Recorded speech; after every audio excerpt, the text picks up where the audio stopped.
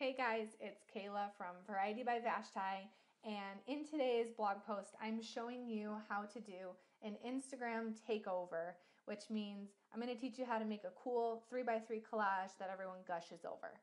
So here's what my most recent one looked like. I had a lot of questions about it. It's really pretty easy to do, so let's go through the steps.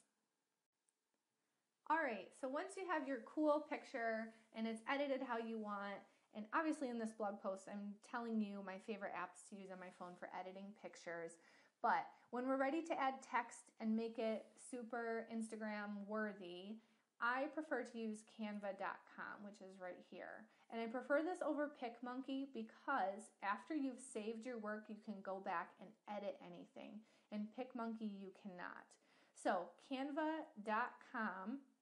And I already made an image that we're going to use today, so we'll get to that in a second, but what you're going to do is use this custom dimensions spot over here. Obviously you can see there's a ton of different size things that you can use that are, I guess, pre-made for you, but we actually want to use custom dimensions because on Instagram the images are 510 by 510 pixels. So if we want to have a 3x3 grid, we're actually going to put in dimensions of 1530 by 1530. So pop that in there, make sure it says pixels, and then hit design. You're going to get a blank page, and here's where you can use the upload tool to add an image or whatever you want. You can add text, blah, blah, blah. I'll let you play because Canva is seriously so fun to play with all their pre-made little templates and the colors you can use, the fonts you can use, super cool. But to save us some time, we're going to use one that I already made, which is here, and I have it pulled up right here for us to look at. So let's do that. Okay, so here we are with my image, and I'm gonna post this on Instagram today, obviously for everyone to see, hey, come check it out, I'm showing you how to make it, but so that I can walk you through step by step on how to do it. So again, you can add your text, do whatever you need to do here in Canva, and then you're going to click the download and download it as an image. So to save us some time, we're not going to sit here and wait for that. I've already downloaded it. Now here's where we're going to actually use PicMonkey, even though I don't really care for it as a design tool anymore. We're going to go to PicMonkey.com and we're going to click the edit button and find our image that we just created. So here it is. Here's where we're going to crop our image into the sections of 510 by 510. So we're going to come over here and use this crop tool and put in our dimensions of 510 by 510. So this little guy we can move around to the corners and bam, knock those out right away. But I'm going to show you the tricks on how to get these middle spaces without having to guess if you're lined up correctly or not. So first of all, let me just show you how to crop, and we're going to repeat this process over and over. So we'll put it in the corner. We have 510 by 510. We're going to click apply, and it's obviously going to crop it down. We're going to click save. Make sure that it says 510 by 510 here. Okay, so we're going to click save. You can save it whatever name you want to. I prefer to do like, top left, Instagram, like you see here. And I've already saved it. So we're just going to save over it. Click save. Yes, we want to replace it. So once you've saved it, all we're going to do is hit the undo button to go back to our original image. Voila! So again, we're going to crop, and you can repeat the process for the four corners. That's simple. I'm not going to waste your time showing you that. But what I want you to know is that when you use the crop tool, the top left corner is going to stay put, and the other sides are going to adjust to your crop. So here's where this comes in handy. To get this top middle section, we're going to slide this all the way to the right in top corner, and then we're going to move our crop.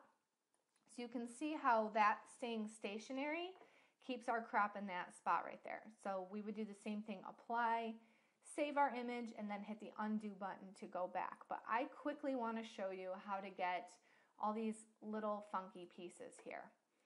So a little trick that I have is to get this side over here, you can crop it first to 510 and then move your box down to the corner and crop up. So that would be how you can work on getting this middle row. If we wanted to get that absolute middle section, we can do the bottom corner here and then crop to 510 by 510. So that gives you the middle. Obviously, to get the left-hand side, we can move to the bottom corner there and crop 510 to 510. So there's that. Remember, every time that you crop something, you're going to want to go through the process of saving and then undoing. Okay, so let me just show you how to get this bottom space here. Again, use your crop tool. And this time we're going to change one dimension first to 510, and then we're going to move it down to this space down here. And because that top left corner is fixed, it's going to give us this space. So again, you are going to apply, save it, and that should be all of the squares. So now we can work on uploading them. So now you have all these funky little, images that don't really make any sense, because obviously we're going to put them together to make one image, and you can't upload them directly to Instagram from your computer. So here is my little trick that I do. I go into my Facebook and I create a photo album that's hidden to the world and only I can view it. So down here where it says public, I changed this to say only me. And you can title your album something like Super Cool Instagram Takeover. And then we're going to add our photos. So you're just going to find all 9, make sure you have all 9 of your Instagram photos. So there's 3.